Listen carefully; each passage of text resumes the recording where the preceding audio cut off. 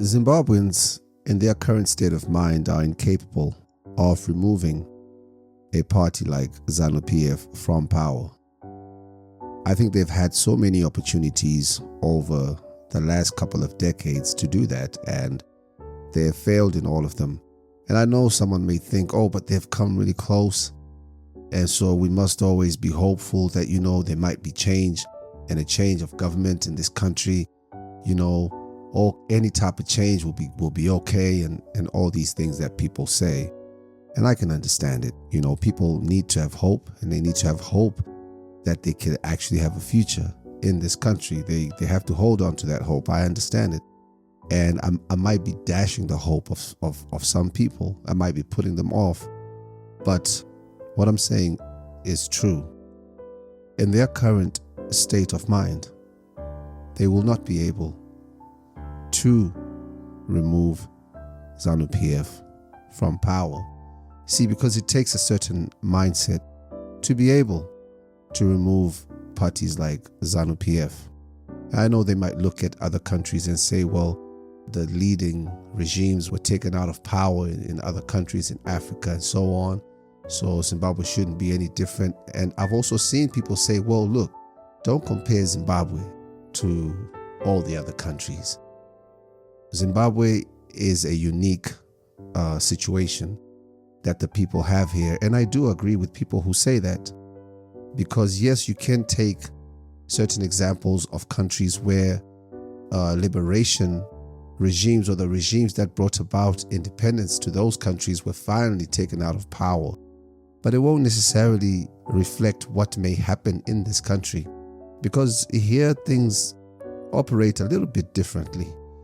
And I think there's a certain ruthlessness that exists here that you may not necessarily get in those other countries, which then makes all the difference as far as what will be the fate of Zanu-PF. So Zimbabweans, in their current state of mind where they lack seriousness, people are not serious about actually ever changing a government in this country. They just talk. See, because talking is nice, it's entertaining, and Zimbabweans love entertainment. So it's the entertainment value of the people who claim that they are out to remove the government. This is what the people enjoy, the entertainment of it all. This is what they're more attracted to, as much as they can come out crying and say, oh, we want change, we want this. People here love to be entertained. However you're going to bring that entertainment, even if it comes with a little bit of pain, because sometimes a person going through hardship and struggle and pain can be entertainment in a way to others, because others can look at that person and say, you know what, look at that unfortunate one. I'm better because I can see that person, and it's not me who's in that unfortunate circumstance. That sort of gives them a type of comfort. And people are not going to consciously agree that this is how they feel, because sometimes it's unconscious that all these hardships that people go through, in a way, is taken as some type of entertainment. So basically, I'm putting it forward that the situation in this country is actually entertainment to the people of this country. Those hardships, those struggles, that pain has some entertainment value. And I want you to really think about what I'm saying.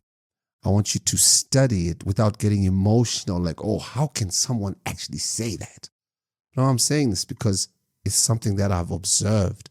So I'm saying, try to observe, try to take a look at some of the things that happen. For example, you could have someone that comes out talking about all of their problems in their lives and so on. And you'll see people saying, oh my God, let's help this person. Let's do this and that. Let's do, because people now have this sense of, oh, someone out there is worse than I am. So that gives them a type of superiority complex. And people here have to feed on that, because a lot of people have been down and out for so long. It's actually almost fun, quote unquote, fun, to actually see someone going through something much worse. Not that you enjoy it as such, or it gives you joy, But just to see that someone has it worse than you do has become something of value to people. I know it's twisted. It's twisted because human beings are complex and they're twisted like that. What I'm saying certainly has some truth, and I believe that this is a situation that we have here. Now, how this ties in with what I'm saying about Zimbabweans not being in a position where they can remove a party like Zanu-PF is that lack of pragmatism. There's too much emotionality, and people are not practical and pragmatic in their approach to life to a level where they could actually bring their resources together in an organized fashion to actually remove a regime like Zanu-PF. Because you have to remember, Zanu-PF is a party that's been in power since the 60s. As far as a political party or as an establishment, they only came in power in 1980, but they existed before that, right? As Zanu, not as Zanu-PF. Zanu-PF now comes in 1987 after what I'd call maybe not so protracted, but after what others would call a civil war and so on. This is when now it becomes Zanu-PF after the absorption of ZAPU. You understand? So this is a party with a history, with people that came from the Rhodesian era, which is an era where men were raised different than how men are being raised now. I say men at that time were raised in a system that taught them to be upstanding men and women. Whereas now, the people coming up in this particular system are very selfish. So it's very different. They don't have that nationalistic type of attitude where they actually care about their nation in the way that people like Herbert Chitepo, and I spoke about this in my last episode. I spoke about how men of valor and courage are no more in this country, right? So the time that Zanu-PF came up was a time where men were still men. Now, men have been reduced to, man, I don't even have the word for it. But men are not men anymore. I don't want to say something that's too derogatory. Men are not the same as they were back then. The men of today, even if it came to their mind that, oh, we might want to change the government, they'll probably get on their knees and hope that they can pray the government away. You see, that's a kind of, there's so many people who come out and say, oh, let's pray away this government. Let's just, let's keep praying to that, God will remove. Yes, God shapes and changes history, but he uses us, the people, as tools to effect change, to do these historical things. So we can't just go into the churches and the synagogues and say that we're going to pray away a regime that has been in power for 60 plus years. I mean, that's ridiculous, right? But that's the kind of mentality that I see out there. People are very selfish. You have people trying to get some type of influence, like they want to be in certain positions where, look, for example, people with channels, their main concern, especially a lot of these YouTubers, I'm not going to name names, they love the drama. They love arguing amongst each other, because when they argue amongst each other, it brings the traffic. See, they take advantage of Zimbabweans because they know that a lot of Zimbabweans are simple-minded. So there are people who love drama, arguments, things that raise their emotions, things that make them choose a side between two foes and so on. Because like I said, they love entertainment. They will turn anything into entertainment. Because I mean, if you could turn somebody's pain and sadness into entertainment, then, what about a boxing match between two YouTubers and silly things like that? So already those who are out there and being influential in some way misuse that influence, because they'll do anything for the traffic, because it's all about the money. But that little that, they're making from these channels is what causes them to not really care about the true future of this country They have an imaginary future which they feed to the people, like, oh, Zanu-PF is going to go next month. They're going to say something like that. It will be the end of the road for Zanu-PF by 2030. It'll be the end of the road by 2040. See, it's just the number just keeps changing and they just keep going further and further away, you see, because inwardly, they actually are probably working with this current regime. They are in some way, because there is such a thing as controlled opposition. There is such a thing. You should look up controlled opposition. I think it was George Orwell who spoke a lot about controlled opposition. So when you read those works, you kind of start to get an understanding of how certain opposition, so-called opposition figures, are actually used by those in power to create confusion amongst the people and make it seem like something is being done to change their reality and to alter the history of their country. Yet no, they are actually doing things that maintain the status quo, and the people really are going nowhere. See, those are some of the problems, that our people have no understanding of how politics actually works. So they're easy to manipulate and mislead. I have seen this over the last couple of decades or so, because I've been watching this. And I may not have the vocab or be able to explain things in such a way that a lot of people will understand. That's not my gift, but I can see and I can share what I can share on the level that I can share it, right? The division amongst our people, it's reached a level where the powers that be, or the powers that should not be in this country, they're so relaxed because they know that the people don't have it in them to actually take them out of power. If a force came that threatened the current regime and so on, such a force can only do that if it creates unity amongst the people. Almost happened in the late 90s, early 2000s, but that was quickly disintegrated. That was quickly destroyed before it got too far. And we all know what became of the movement for democratic change and so on and so forth.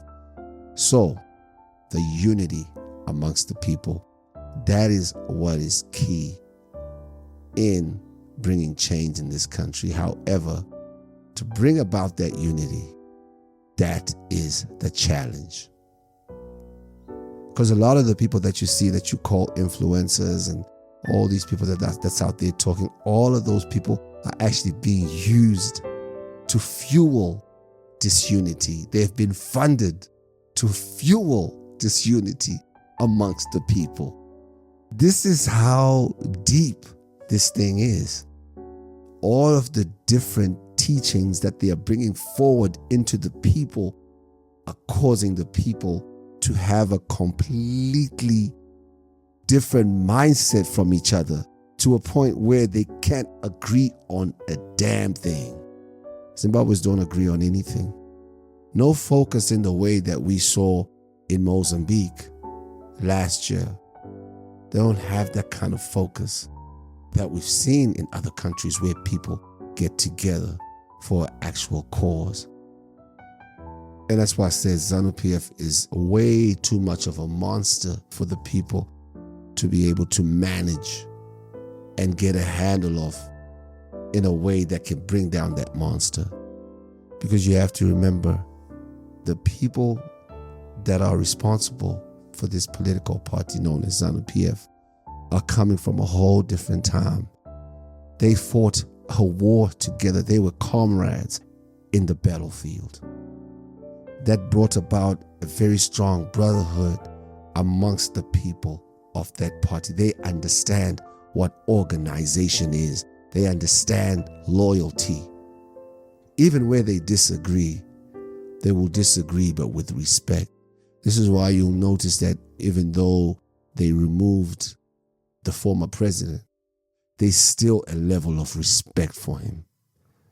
They'll only disrespect him only to the extent that it allows them to maintain their grip on power. You cannot deny the respect that they have amongst each other. That camaraderie, that comradeship that was forged during the so-called liberation struggle was so powerful. On the other hand, the ordinary citizens, yes, they were part of that war as well, but only as the grust that suffered. They suffered as individuals. They couldn't forge the same unity that Zanu-PF was able to forge whilst they were on a battlefield. This is why up to this day, Zimbabweans don't really know what unity is. They don't know what it is. They have never tasted unity and true freedom.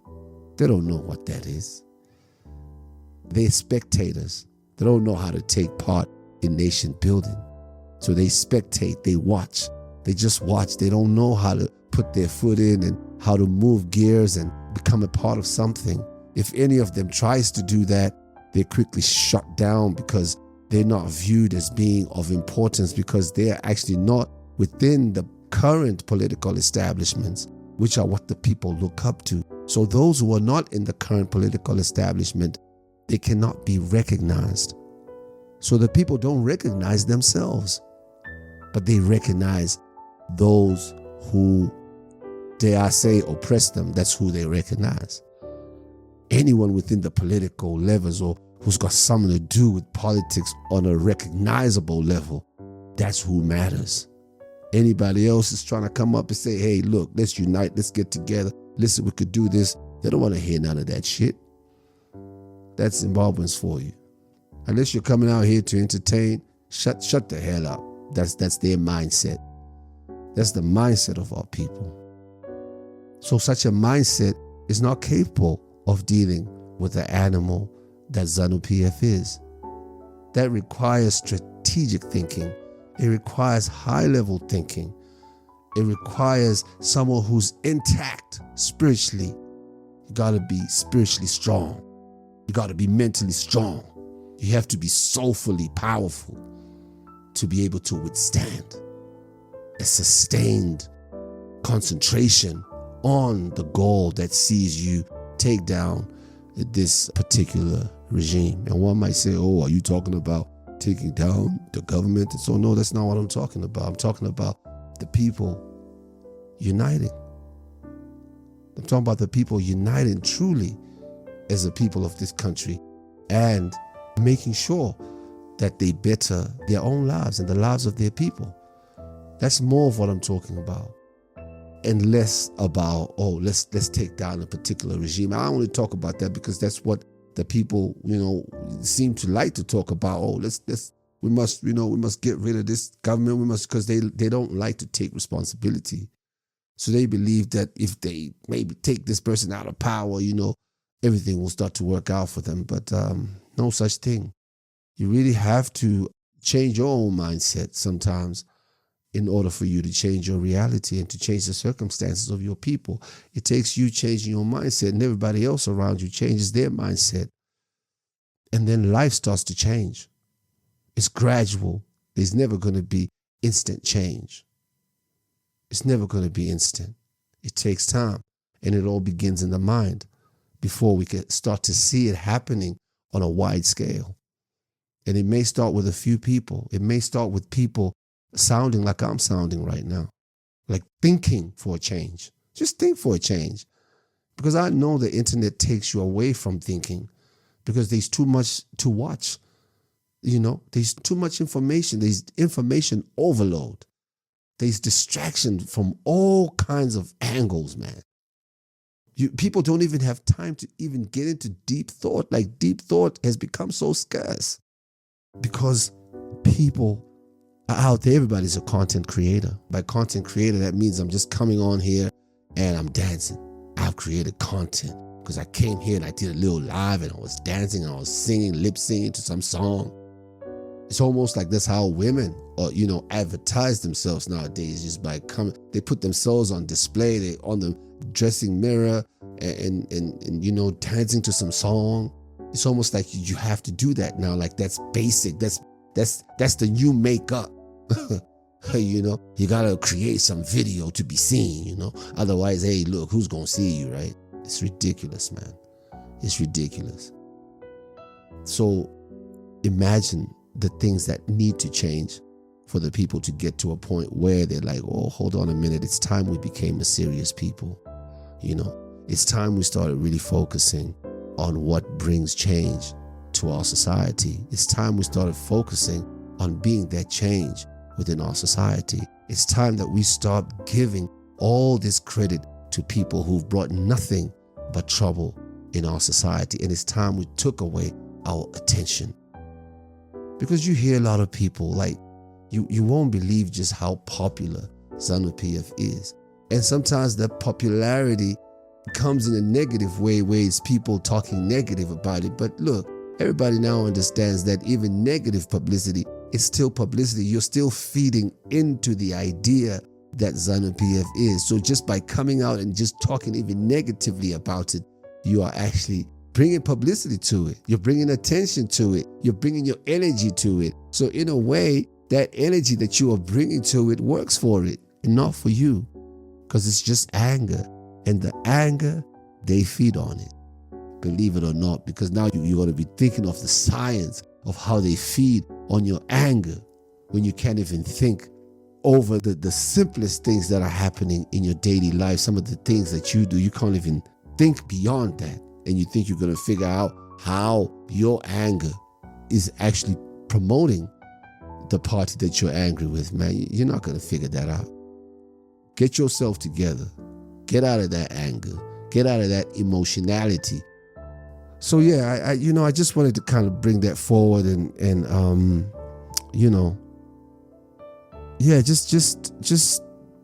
just bring our people to new heights, new levels of thought, and new levels of looking at the world and viewing themselves in the world. Get over the old shit, man. The old shit, it's got no place anymore. That's why it feels like life is going nowhere for a lot of people, because it really is going nowhere. Like you're on a standstill, for real. Like literally, a lot of people are standing still right now. They're not moving. It's just an illusion of moving, but there's no movement. Nothing is going on. Living from hand to mouth. Imagine that. What kind of life is that? Hand to mouth. And look, it would be unfair to say this is just a Zimbabwean thing, because I say it's really all over the world. There's a recession of some sort, or we're moving toward the recession. All of the wars that are going on in the world, I mean, it affects smaller nations. Countries like Zimbabwe are sensitive to those changes that occur internationally. Very sensitive. I mean, for starters, we don't even use our own currency for the most part. So that shows you how dependent we are on the international community, or what happens internationally. It can easily just affect us so badly, you see. And that's sad, because, Zimbabwe is an African country. We know the world doesn't really care about Africans. And I saw this on Hotel Rwanda. You could own this freaking hotel, except for one thing. You're black. You're not even a nigger. You're an African. The way he said it, man, it was horrible. But it's actually important for us to look at those types of mindsets and understand how the world views the African. It's not like they got all this love. And they say, oh, Africa, the cradle of mankind. That's just talk to pacify you, to make you not realize just how little you matter as a people. So you have to care for yourselves. We have to have that self-love. We have to love one another.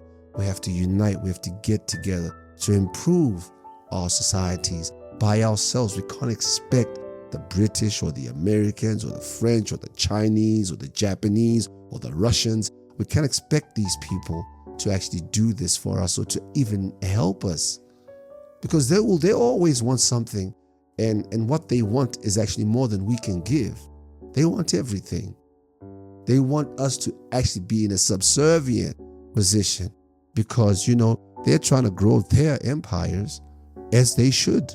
So I think that Zimbabwe and countries like Zimbabwe will actually start to make it big when the people wake up, when the people truly wake up and realize that the world is not coming to save them, that whatever they want, they have to go out and get it, because nobody gives you power.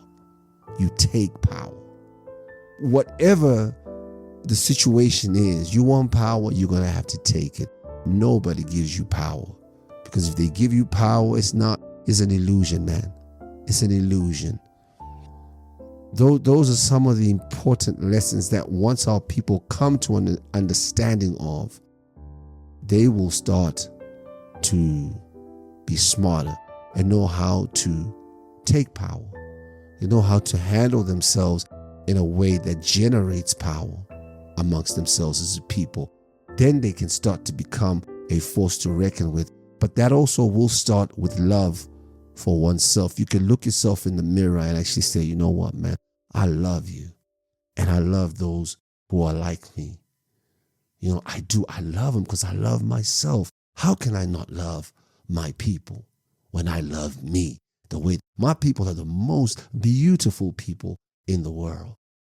When you start to have that mentality and that mindset, when you see your people and say, my God, these people are beautiful. For sure, for real, without not that you're forcing it, like really mean it. Now you're starting to tap into something a little bit different, and you may start to see life different. Unfortunately, you can see other people as beautiful, but they don't see themselves that way. They hate themselves. See, it becomes your job to bring them into understanding. And sometimes it could take a lifetime. A lot of people have given up on our people. They said, you know, our people are never going to get it. Fuck them. Imagine others have reached that point. They say, you know what? I don't even want to hear about this no more. So when someone like me comes up and I'm talking like this, they think I'm crazy because they've already looked at y'all and they've decided, nah, man, you know, these people who never get it. You see, so I'm one of those who've remained, and I still have hope for the people. That's why I'm even still talking. It might piss you off what I'm saying right now, but one day when you wake up, you'll understand. You'll understand the frustration that we feel today, because we are the complex ones. And so we see a lot, but what we see weighs us down. It's hard for us to be free. And those of us that do become free, you still have to look back at your people and say, how can I be free when my people are not? Now you have to come to a place where you can still be free, but still want to free your people. And it's hard to maintain that balance, seeing reality, experiencing true freedom, yet you know your people are not free. How can you enjoy that? So, you know, yeah, it's a complex place that, you know, paradigm that we're in, and all of the things that are going on, you know, for us to maneuver a way out of this particular matrix and system and dynamic is going to take unity amongst our people. And it's to get to that unity. That's the challenge.